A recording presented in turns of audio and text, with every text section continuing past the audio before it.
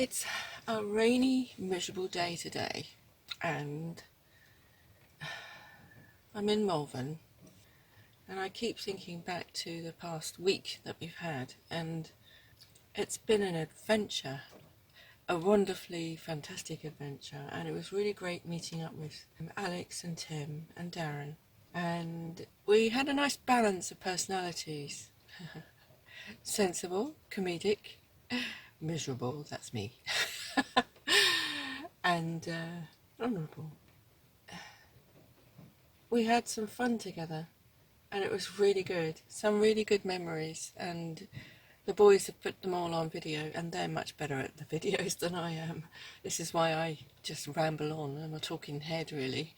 They're able to put together some fantastic content out of mediocre lifestyles, and it's brilliant. But behind the scenes, you know, when they're off camera, real life sets in, and the way I see micro campers, you have to be really hardy to live in that condition. It's not pleasant. If you haven't got enough room to stretch out and lie down at night time, then you're not going to have a very nice or comfortable sleep, and then that sets you up for the day as well. I know Alex and Tim cope very well with it, extremely well with it. I know I couldn't live like that. I mean, it's more or less bordering on sleeping on the streets, but with just a roof over your head and the basic comforts around you. So hats off to you micro campers. I applaud you. I look at you and I think, oh my goodness, they can't even stand up and have a cup of tea. It was nice to be able to entertain them in here. I had the space, and as soon as they arrived they said, you're in a palace. When it's miserable like this, I dread to think what kind of existence they have, and the way they make something of their existence is to go travelling and seeing all these wonderful beauty spots around the country. We can't go across the world anymore, or even into Europe.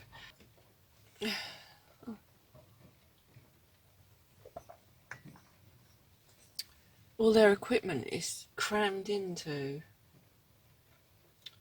boxes, the stuff that they need to survive with. Sleeping, eating, shitting. They are all very, very... I don't know. I'm lost for words for these guys and how they cope. Picky Part-Timers has got a lovely camper, and he lives in a house, which is lovely. He's got a wife and child and a dog, a beautiful dog. And Darren is the heart of mankind.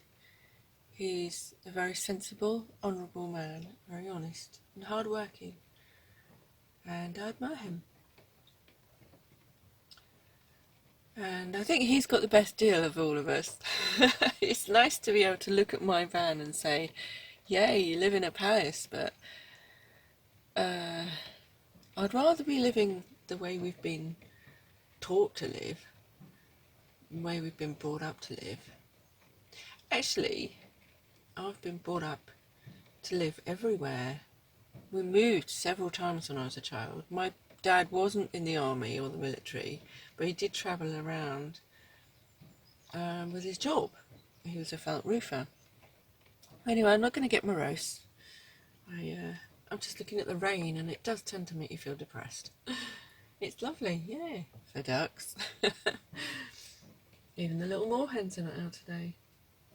And the sheep that were out yesterday. Anyway, I decided not to go back to the camp because I wanted to test living off-grid for a bit, and here is quite safe. It's just walkers, dog walkers, hill walkers, runners, cyclists, sporty type people, and people who live here. So they're not actually going to come and rob my van. So it's good to be able to leave it for a bit. Just go for a walk, early in the morning before I go and see my parents.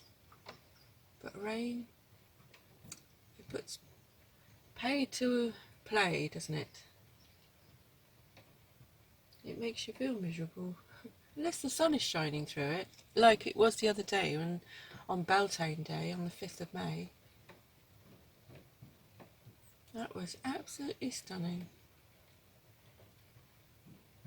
It's sunshine and rain, and it all came at the right time.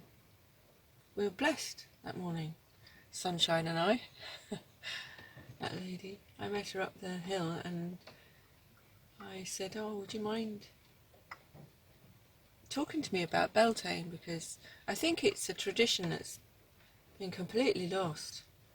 A few years ago they used to gather around Stonehenge and Glastonbury and be happy together, but now when I met her up on that hill, she was the only one there. Maybe that church is a bit out of the way for most people, but it's really quite sad that she was the only one up there. I'm glad she came in, and I invited her down to the camper van. I put my business card on her window and said, oh, would you like to come in? And you can tell me about Beltane and your take on it and what it actually means, because when you look it up on Google, all it tells you is May the 5th or May the 1st, Maypole Day. I tell you certain things about the maypole and what it means, dancing around the maypole. I think it's really to... I don't know the real meaning of the maypole, but I do really think it's something to do with the phallus symbol. And people are dancing around it because it's to do with fertility, you see. Springtime. Everybody makes love and has babies. And the maypole, I think, is a big dick. And we're all dancing around because we're all happy. Because making love is meant to make you happy, isn't it? Anyway, I'm rambling again, and I didn't want to ramble, but I just wanted to put my thoughts together on this rainy day and then go for the next journey. Anyway, I'm going to make another cup of tea and then I'm going to be off. So, thank you for listening, and I hope you have a lovely day.